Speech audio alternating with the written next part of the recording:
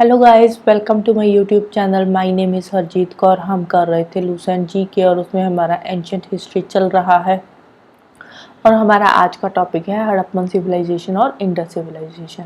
और इसका time period है 2500 बीसी से लेकर 1750 बीसी तक का। इसका जो सबसे पुराना नाम है वो है इंडस सिविलाइजेशन। बट अगर हम आर्कियोलॉजिकल ट्रेडिशन के अकॉर्डिंग देखिए, आर्कियोलॉजिकल ट्रेडिशन के अकॉर्डिंग नाम कैसे रखा जाता है, उसके अकॉर्डिंग नाम रखा जाता है जो भी किसी साइट में पहली जगह, जो कोई पहला शहर, पहली सिटी डिस्कवर हुई है, उस सिटी के नाम से ही उस साइट का नाम रखा जाता है। तो आर्कियोलॉजिकल ट्रेडिशन के अकॉर्डिंग इसका अप्रोप्रिएट नेम बनता है हड़प्पन सिविलाइजेशन, क्योंकि जो इस यहाँ की जो पहली डिस्कवर्ड था साइट थी उसका नाम था हड़प्पा। बट अगर हम जियोग्राफिकल पॉइंट ऑफ व्यू से देखें तो इसका मोस्ट सुटेबल नाम बनता है इंडस सरस्वती सिविलाइजेशन, क्योंकि उस टाइम पे जो ज़्यादातर लोग रहते थे वो इंडस सरस्वती रिवर वैली के आसपास ही रहते थे। 80% जो सेटलमेंट थी वो सरस्वती रिवर के आसपास ही थी। सरस्वती रिवर पे ही 80% लोग रहते थे। इसका जो मोस्ट एक्सेप्टेड पीरियड है 2500 बीसी से लेकर 1750 बीसी तक का, ये जो पीरियड लिया है हमने कार्बन 14 डेटिंग के हिसाब से लिया है। कार्बन 14 डेटिंग क्या है? ये एक साइंटिफिक मेथड है जिससे हम किसी भी चीज़ का टाइम पीरियड देख सकते हैं।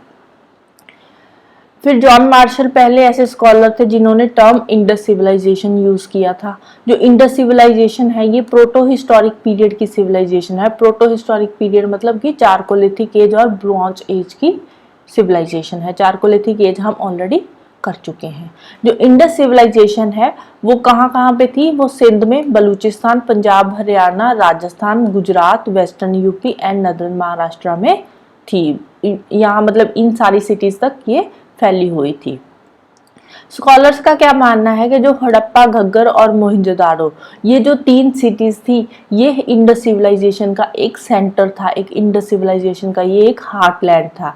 तो इसको क्या बोलते हैं? Heartland of Indus civilisation. इसकी जो नदर्न मोस्ट साइट थी वो थी रोपड़। पहले रोपड़ हुआ करती थी पंजाब में, बाद में बन गई थी मांडा, जो कि जम्मू कश्मीर में पड़ता है। सदर्न मोस्ट साइट पहले इसकी गुजरात में थी, भगत्रव, बाद में बन गई थी दायमाबाद, महाराष्ट्र में है। ईस्टर्न मोस्ट साइट है इसकी आलमगीरपुर, यूपी में है। और वेस्टर्न मोस्ट साइट है इसकी सुतका जेंडर, जो कि मकरान कोस्ट के पास है। मकरान कोस्ट पड़ती है पाकिस्तान ईरान बॉर्डर के पास। और इसकी कैपिटल सिटीज है हड़प्पा एंड मोहनजोदारो, और पोर्ट सिटीज है इसकी लोथल, सुतका जेंडर, अलादीनो, बालकोट एंड कुंची। इसकी जो लार्जेस्ट साइट थी इंडस सिविलाइजेशन की वो थी मोहनजोदाड़ो। और लार्जेस्ट इंडियन साइट जो थी इसकी वो थी राखीगढ़ी, मतलब कि जो इंडिया में पड़ती है वो थी राखीगढ़ी। वैसे इसकी लार्जेस्ट साइट थी मोहनजोदाड़ो, क्योंकि मोहनजोदाड़ो इंडिया में नहीं आती। फिर बात करते हैं इसके कुछ कॉमन फीचर्स की। अगर हम टाउन प्लानिंग की बात करें तो उस टाइम पे प्रॉपर सिस्टमेटिक टाउन प्लानिंग होता था। ग्रिड सिस्टम हुआ करता था। ग्रिड सिस्टम होता है कुछ इस तरह का, ऐसे ग्रिड बने होते थे ऐसे डब्बे से। जैसे कि चंडीगढ़ की अगर हम बात करें तो चंडीगढ़ में ग्रिड सिस्टम है, सेक्टर्स बने हुए हैं, जैसे ए सेक्टर हो गया, बी सेक्टर हो गया। तो ऐसे उस टाइम पे ग्रिड सिस्टम हुआ करता था कि यहाँ पे एक ये वाला है तो एक ये वाला सेक्टर है, तो यहाँ पे भी लोग रह रहे हैं, यहाँ पे भी। तो ऐसे प्रॉपर्ली ग्रिड सिस्टम में लोग रहते थे।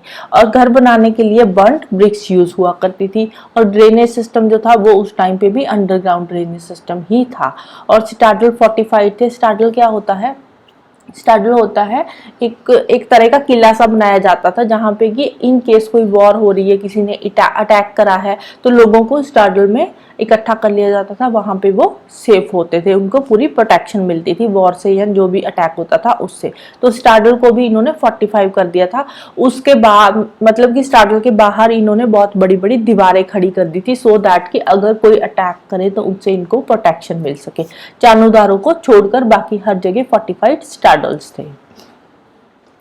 सरकोतदा जो कि गुजरात में पड़ता है, ये एक ऐसी इंडस साइट थी जहाँ पे कि हॉर्स के कुछ रिमेन्स मिले थे।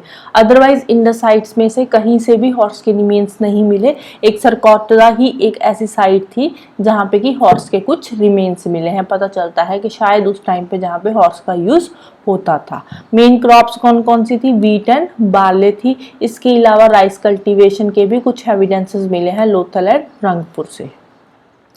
इसके अलावा और कौन कौन सी क्रॉप्स थी, डेट उगाते थे वो, mustard, sesame and cotton. Indus people पहले ऐसे लोग थे जिन्होंने कॉटन की कल्टीवेशन शुरू करी थी पूरे के पूरे वर्ल्ड में।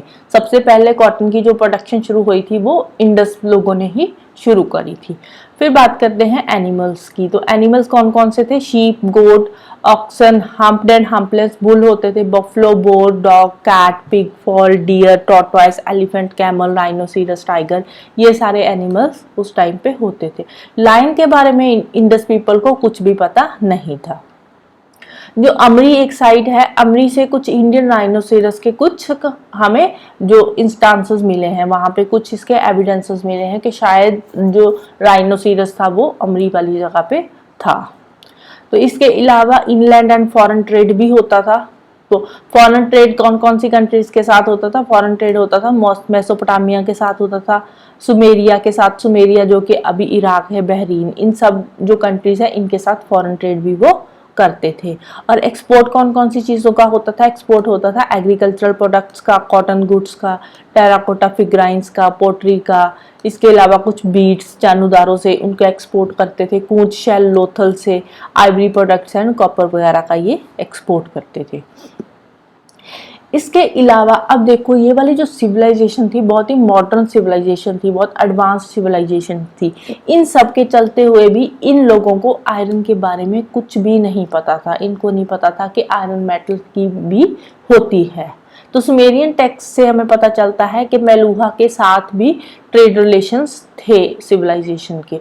मेलुहा क्या है, मेलुहा इंडस रीजन को एक नाम दिया गया है। तो मेलुहा के साथ भी इनके ट्रेड रिलेशंस होते थे। इसके अलावा दो और साइट्स है, शातुगई एंड मुंडीगक, और ये वाली जो साइट्स है ये पड़ती है अफगानिस्तान में। सुमेरियन टेक्स्ट में दो और इंटरमीडिएट स्टेशंस आते हैं, एक है दिलमन जो कि बहरीन में पड़ता है और एक है मकन जो कि मकरान कोस्ट के पास पड़ता है। इसके अलावा जो हड़प्पन सील्स है, हड़प्पन सील्स हमें सूसा एंड उरारे से मिली है जो कि मेसोपोटामियन प्लेसेस है। तो वहां पे हमें हड़प्पन सील्स मिली है। इट मीन्स के उनके पास साथ भी हमारे ट्रेड रिलेशंस थे मेसोपोटामिया के साथ भी, क्योंकि हड़प्पन सील्स तो तभी वहां पहुंची ना, अदरवाइज हड़प्पन सील्स वहां कैसे पहुंच सकती है क्योंकि हम जो ट्रेड करते थे, जो ट्रेड के लिए चीजें वहां बेचते थे तो उनपे हम सील लगाकर बेचते थे। तो वो वाली हड़प्पा की सील मेसोपोटामिया से मिली है। तो हड़प्पा पहले ऐसे लोग थे जिन्होंने कॉटन प्रोड्यूस करनी शुरू करी थी और इसको ग्रीक में बोलते हैं सिंडोन। क्वाइंस के उस टाइम पे कोई भी एविडेंसेस नहीं मिलता, कोई क्वाइन या कुछ पैसा कुछ भी नहीं मिला उस टाइम से। तो इट मीन्स के उस टाइम पे बार्टर सिस्टम चलता था। बार्टर सिस्टम क्या होता है, बार्टर सिस्टम होता है कि गुड्स के बदले गुड्स एक्सचेंज करना। मतलब कि किसी एक के पास वीट है, दूसरे के पास राइस है, तो वीट वाला उसको राइस दे देगा और उससे राइस बदले में ले लेगा। तो गुड्स के बदले गुड्स एक्सचेंज होती थी। क्वाइन का उस टाइम पे कोई भी एविडेंस नहीं मिला। इंडस सिविलाइजेशन की जो सबसे पुरानी पोर्ट सिटी है वो है लोथल। तो Indus civilisation mainly urban civilisation थी। यहाँ पे अगर हम पॉलिटी की बात करें कि किस टाइप का पॉलिटिकल सिस्टम था, उसका कोई क्लियर कट एविडेंस हमारे पास नहीं है। हमें नहीं पता कि उस टाइम पे कैसा पॉलिटिकल सिस्टम चलता था। बट हाँ, ऐसा माना जाता है कि उस टाइम पे जो मर्चेंट क्लास थी वो रूल करती थी, वही उनके हिसाब से ही काम चलता था। बट एज सच कोई भी क्लियर कट एविडेंस नहीं मिलता पॉलिटी का।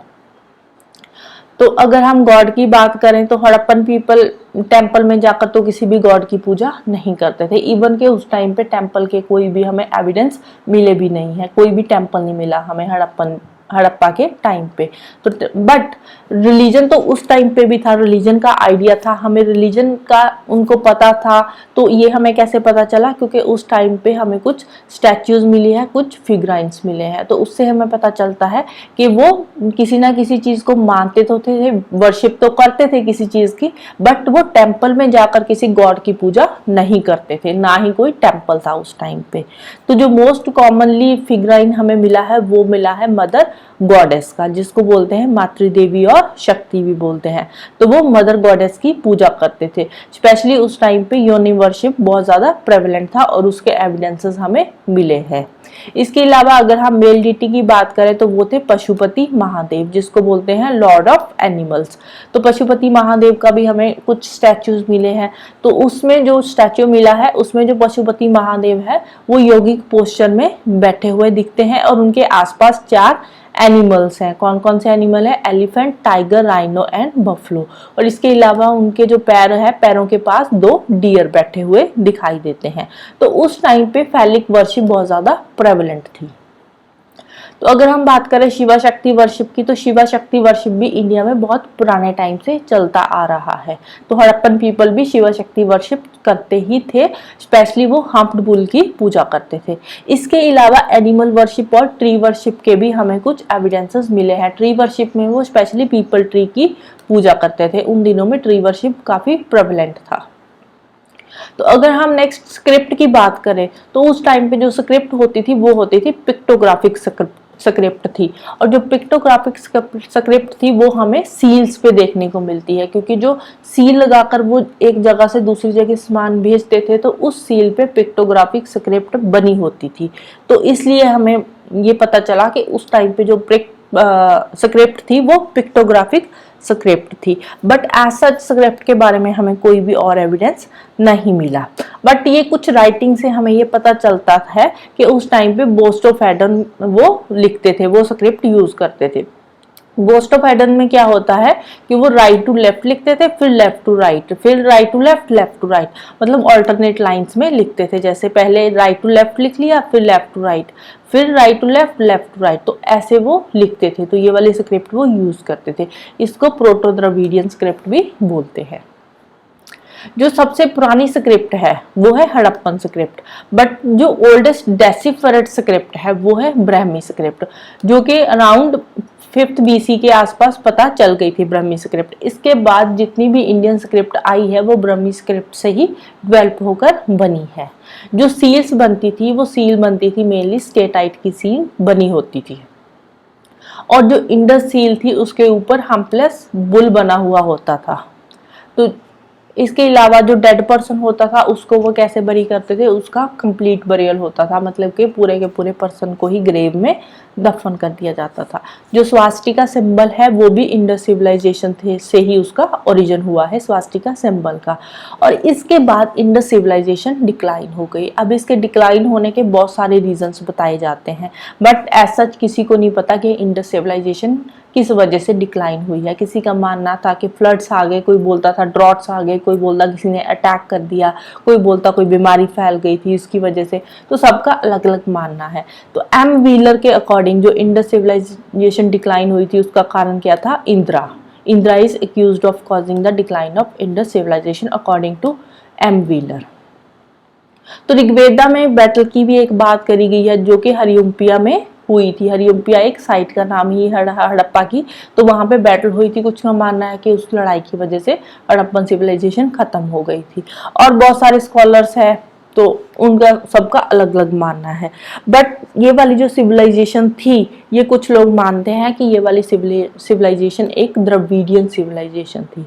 इसके अलावा कॉन्टेम्परेरी सिविलाइजेशन कौन कौन सी है जो कि हड़प्पा सिविलाइजेशन के साथ आई थी? वो है Mesopotamia civilisation, Egypt and China civilisation. Right, so this is all about today. Next हम करेंगे वैदिक कल्चर। तो जाने से पहले वीडियो को लाइक कर देना, शेयर कर देना और चैनल को सब्सक्राइब कर लेना। Thank you, bye bye and have a nice day.